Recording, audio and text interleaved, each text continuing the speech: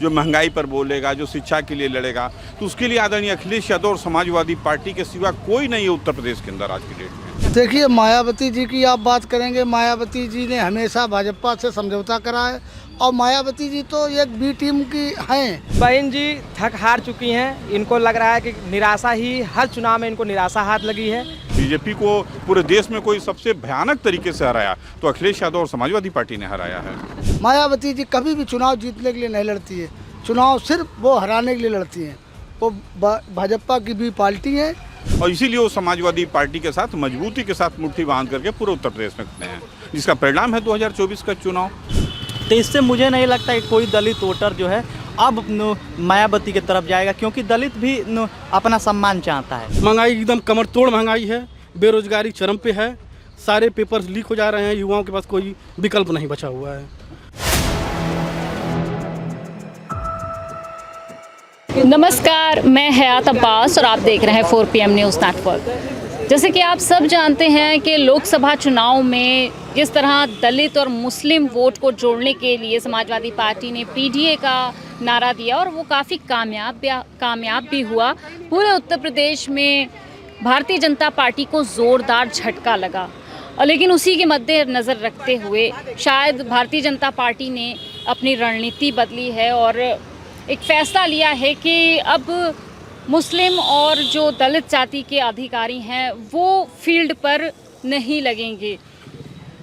यही शायद उस भारतीय जनता पार्टी का फैक्टर है। उधर मायावती ने फैसला लिया है उपचुनाव में 10 की 10 सीटों पर चुनाव लड़ेंगी और ये फैसला शायद इसलिए भी है क्योंकि दलित और मुस्लिम वोट जो था वो मायावती से छिटक कर समाजवादी पार्टी में आ गया था और शायद इसी के मद्देनज़र रखते हुए मायावती ने ये फैसला लिया कि अपनी पार्टी को जगाया जाए, एक नई दिशा दी जाए और अपने वोट छिटके हुए वोट बैंक को वापस लिया जाए।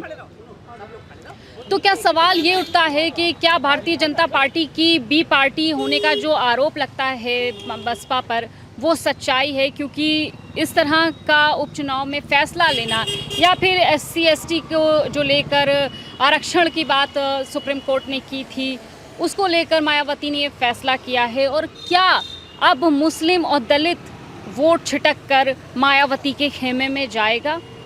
लोगों के बीच है, चर्चा शुरू कर देते। सर, जान रहे हैं आप, मायावती ने भी फैसला लिया है कि 10 की 10 सीटों पर चुनाव लड़ेंगी वो, तो क्या दलित और मुस्लिम वोट छिटक जाएगा समाजवादी पार्टी से? नहीं, आप 2019 से आप देख लीजिए, माननीय राष्ट्रीय अध्यक्ष जी आदरणीय अखिलेश यादव जी जब बसपा से समझौता किए थे तो उनको हम लोगों से ज़्यादा सीटें मिल गई थी। हमारी 5 रह गई थी, उनकी 10 हो गई थी। और जब तुरंत उन्होंने गठबंधन तोड़ दिया 2022 में, केवल 1 विधायक उनका जीता। आप गवाह हैं, सब लोग, जनता जानती है, आप भी जान रही हैं कि 2024 के इलेक्शन में कोई उनकी लोकसभा की सीट नहीं आए। ऐसा है कि जनता है, वो चाहे दलित हो, चाहे मुसलमान हो, चाहे आम जनता हो, सबको पता है जो उनकी लड़ाई लड़ेगा, जो उनका हक की बात करेगा, जो महंगाई पर बोलेगा, जो शिक्षा के लिए लड़ेगा, तो उसके लिए आदरणीय अखिलेश यादव और समाजवादी पार्टी के सिवा कोई नहीं है उत्तर प्रदेश के अंदर आज की डेट में। तो इस कारण जनता ये बात जान रही है, कोई चुनाव लड़ ले वो उससे कोई फ़र्क नहीं पड़ता। बड़े पैमाने पर लाखों के अंतर से विधानसभा हो या जो उपचुनाव होने जा रहा है उसमें काफ़ी अंतर पैदा करेंगे समाजवादी पार्टी के जो भी कैंडिडेट होंगे। मायावती ने फैसला, भारतीय जनता पार्टी, ये भी आरोप लगता है कि मायावती बी पार्टी है, तो कहीं ना कहीं क्या बीजेपी को फ़ायदा पहुंचाने के लिए ये जो फैसला लिया मायावती ने? तो तभी तो उसका हस्र वो देख रही हैं। उसका हस्र जब वो बीजेपी को फ़ायदा पहुंचाने की नीयत से कोई काम करती हैं तो जनता जान जाती है, चाहे वह दलित हो, चाहे मुसलमान हो, चाहे आम जनता हो। और इसीलिए वो समाजवादी पार्टी के साथ मजबूती के साथ मुट्ठी बांध करके पूरे उत्तर प्रदेश में खड़े हैं, जिसका परिणाम है 2024 का चुनाव। आप देख लीजिए, आज कांग्रेस पार्टी की 6 सीटें हैं, उनमें भी हमारे वर्कर, हमारे मतदाता, हमारे वोटरों का योगदान रहा है। तो आज जो भी है, आप बीजेपी को पूरे देश में कोई सबसे भयानक तरीके से हराया तो अखिलेश यादव और समाजवादी पार्टी ने हराया है। तो क्या यही बौखलाहट है जो भारतीय जनता पार्टी का, ये षड्यंत्र भी हो सकता है कि बीजेपी के तरफ दलित और मुस्लिम वोट? देखिए, मायावती जी की आप बात करेंगे, मायावती जी ने हमेशा भाजपा से समझौता करा है और मायावती जी तो एक बी टीम की हैं और कहीं भी आप देख लीजिए, मायावती जी समाजवादी को कमज़ोर करने के लिए जो भी उनका प्रत्याशी उतरता है वो हमारा वोट खराब करने के लिए उतरता है।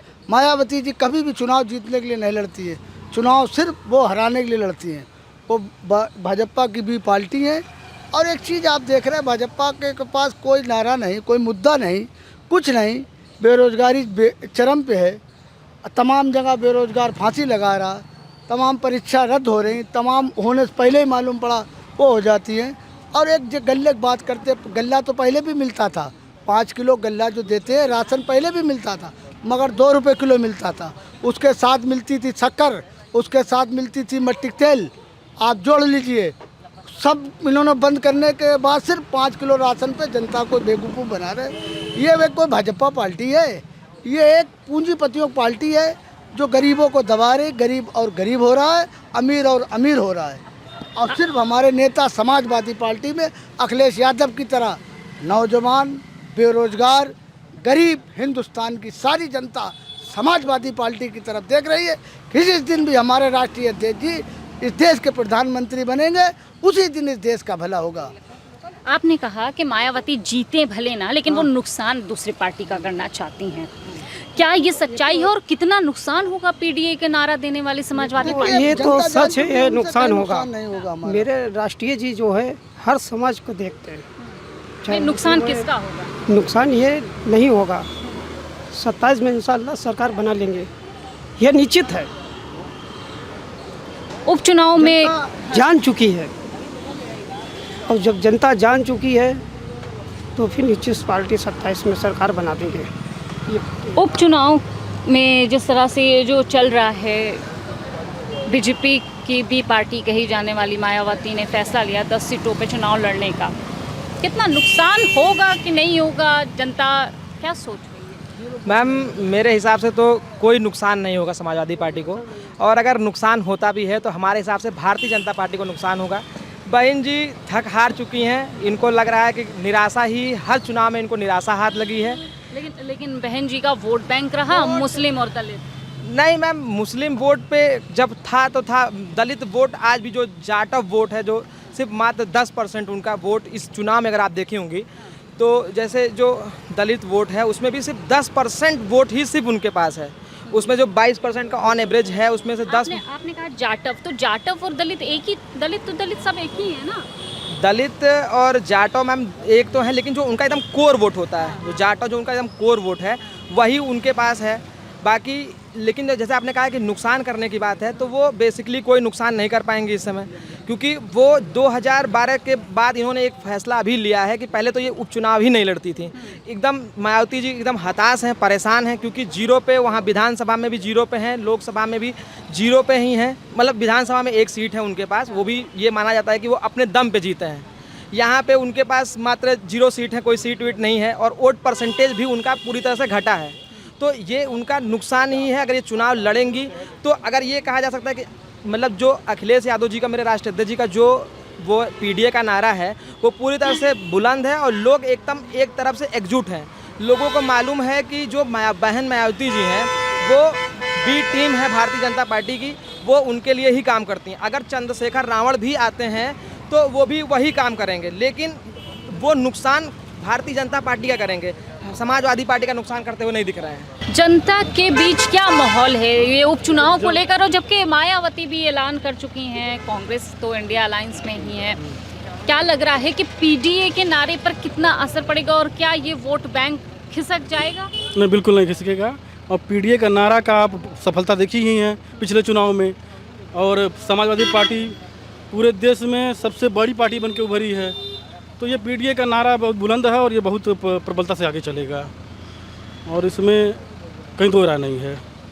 जनता का मेन मुद्दा क्या रहेगा इस सबसे बड़ा उपचुनाव मुद्दा में? तो है महंगाई।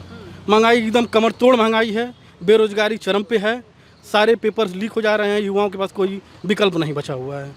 अब भ्रष्टाचार चरम पे है अपने, ऐसे बेहद गंभीर सरकार इन सारे मुद्दों पर आंख मूंद करके बैठी हुई है।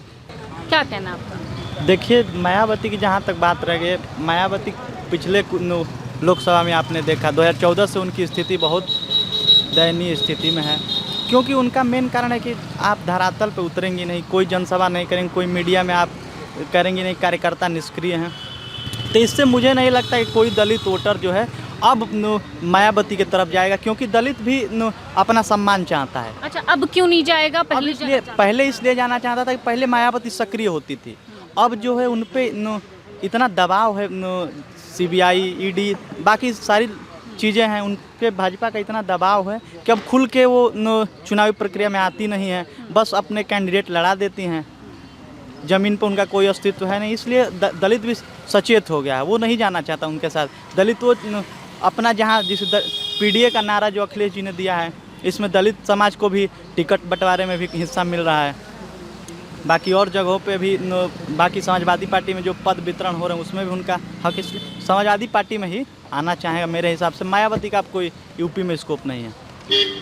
मायावती की जो फैसला उन्होंने लिया है 10 सीटों पर चुनाव लड़ने के लिए, तो जनता के बीच आप देख रहे थे क्या माहौल है, क्या सोच रहे हैं जनता?